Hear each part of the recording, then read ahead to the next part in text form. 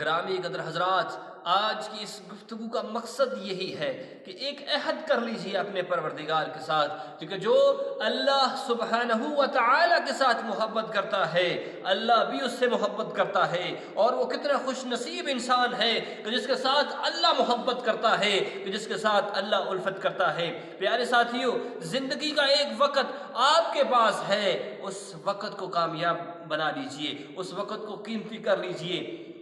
یاد رکھیے گا، کل نفس ذائقۃ الموت، موت کا ذائقہ ہر انسان کو چکھنا ہے، موت آ کر رہے گی، لیکن یاد رکھیے گا کیا اسی وقت اگر آپ کو موت آ جاتی ہے، اسی وقت اگر آپ کی روح قبض ہو جاتی ہے، تو آپ کے پاس کیا اعمال ہے؟ کیا منہ دکھاؤ گے اپنے پروردگار کو؟ کیا ساتھ لے کر جا رہے ہو؟ کیا تیاری کی ہے آخرت کی؟ لیکن سنیے، موت آنی ہے، ایک موت اٹل حقیقت ہے کہ جس کا کوئی انکار نہیں کر سکتا۔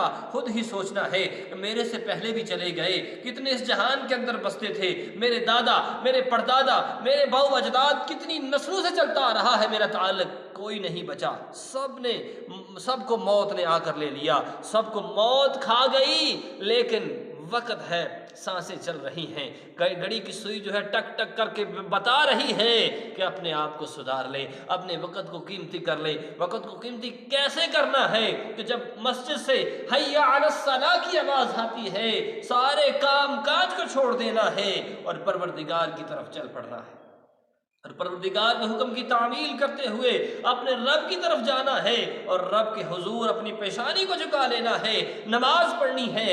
یہ ہے رب کی فرما برداری، یہ ہے آخرت کی تیاری کہ جس کو آپ کر رہے ہو۔ اپنی نیک کمائی سے اگر اللہ کی راہ میں صدقہ کرتے ہو، وہ بھی ایک آخرت کا ذخیرہ ہے۔ نماز پڑھتے ہو، قرآن پڑھتے ہو، اللہ کا ذکر کرتے ہو، استغفار کرتے ہو، درود پاک پڑھتے ہو، یہ آخرت کا ذخیرہ ہے جس کے اندر اللہ نے تمہارے لیے کامیابی رکھی ہوئی ہے۔